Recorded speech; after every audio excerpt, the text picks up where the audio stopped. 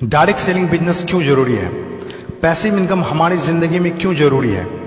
इस दुनिया में दो तरह की कमाई होते हैं, पहला एक्टिव अर्निंग और दूसरा पैसिव अर्निंग। एक्टिव अर्निंग किसे कहते हैं?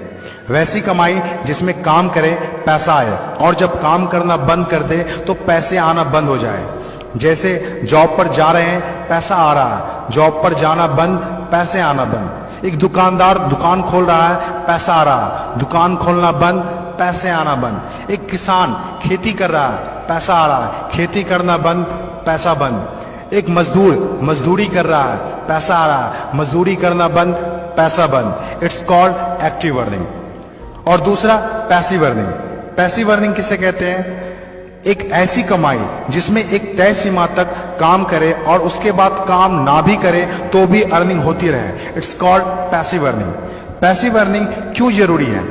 क्योंकि आज हमारा शरीर काम कर रहा है, कल वह काम नहीं करेगा। आज कुछ ऐसा करना है जो हमारी मौजूदगी ना भी हो तो भी हमें रेगुलर इनकम आती रहे, और वो ज्यादा जरूरी है।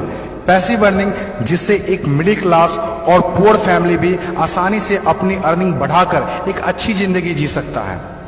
आज पैसिव अर्निंग के तरीके का इस्तेमाल वर्ल्ड के सभी अमीर लोग, बिजनेसमैन, पॉलिटिशियन और एक्टर सभी अपने लाइफ में पैसे कमाने में करते हैं। पैसिव अर्निंग का मतलब ऐसा काम जिसमें किसी काम का रेगुलर इनकम आता रहे, जैसे रेंटेड प्रॉपर्टी, कोई मकान, बंगला या रूम को रेंट पर देने से जो पैसा आए। और भी है जैसे fix deposit, real estate, business, YouTube earning, ये सभी पैसिव अर्निंग में आते हैं। आज आपके पास कोई एक ही इनकम ऑफ सोर्स है, चाहे वो जॉब हो या बिजनेस हो या शॉप हो या फिर एग्रीकल्चर, कुछ भी हो, आप उससे अपनी लाइफ की जरूरतों को पूरा नहीं कर सकते हैं। अगर आपको एक बेहतर जिंदगी चाहिए तो आप सिर्फ एक ही इनकम ऑफ सोर्स पर डिपेंड नहीं रह सकते।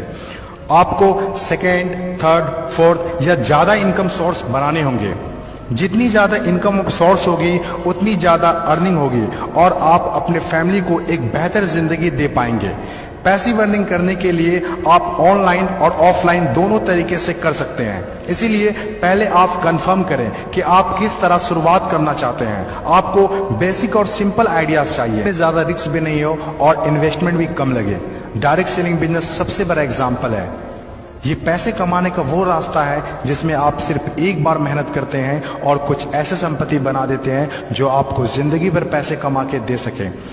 पैसिव अर्निंग को समझाने के लिए मैं आपके साथ एक स्टोरी शेयर करना चाहूंगा। यह कहानी है बर्क हेजेस की किताब the parables of pipeline.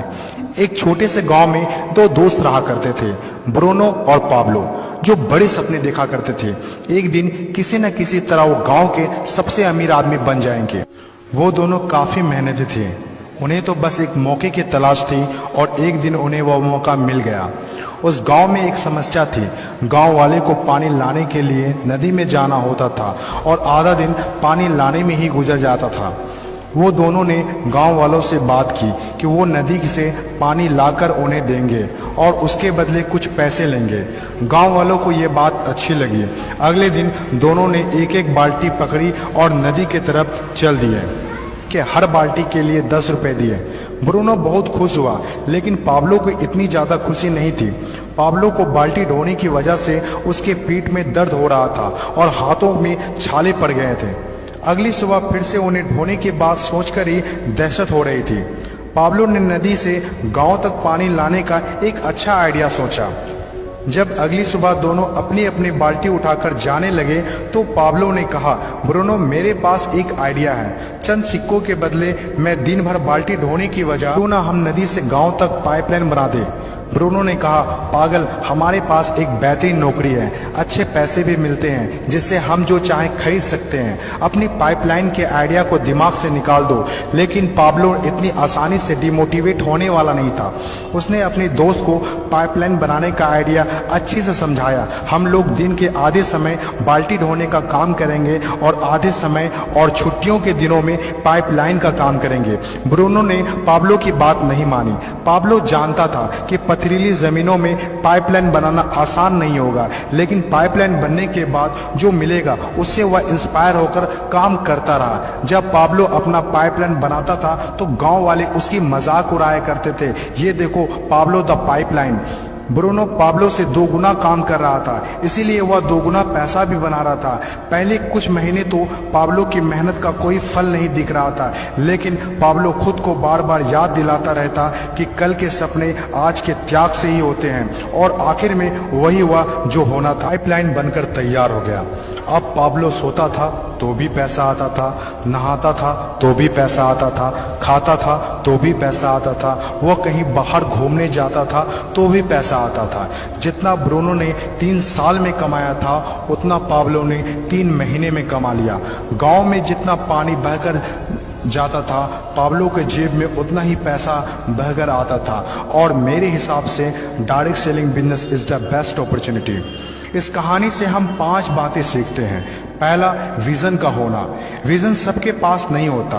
Vision जो आंखों से नहीं सोच से देखी जाती है। इस दुनिया में 5% लोग के पास ही विजन होता है और वही इस दुनिया में कुछ बड़ा करते हैं। दूसरा, सबसे इंपॉर्टेंट, जब भी आप कुछ हटके करेंगे तो लोग आपका मजाक उड़ाएंगे, ठीक उस पाब्लो की तरह। तीसरा, लगातार काम करना। विजन पर काम करना आसान नहीं होता है। इसमें जबरदस्त फोकस के साथ तब तक काम करना होगा जब तक आप उसे कंप्लीट ना कर ले। चौथा, खुद को इंस्पायर करना। अपने आप को इंस्पायर करने के लिए वो देखना होगा जो पाइपलाइन बनने के बाद आपको मिलेगा। अपने सपनों को विजुलाइज करना होगा ताकि अपने आप को मोटिवेट और इंस्पायर कर सके। पांचवा और सबसे इंपॉर्टेंट बात, प्रॉब्लम सॉल्विंग वर्क। जिस तरह पाब्लो ने गांव की पानी की समस्या को सॉल्व किया, आज हर वो इंसान सक्सेसफुल है जिन्होंने लोगों के प्रॉब्लम को सॉल्व किया है। चाहे वो डॉक्टर हो या इंजीनियर, चाहे वो साइंटिस्ट हो या कोई मोटिवेशनल स्पीकर, आज हर वो इंसान कामयाब हुआ है जिसने भी किसी भी फील्ड में लोगों के प्रॉब्लम को सॉल्व किया है। और डायरेक्ट सेलिंग बिजनेस भी ऐसा ही है।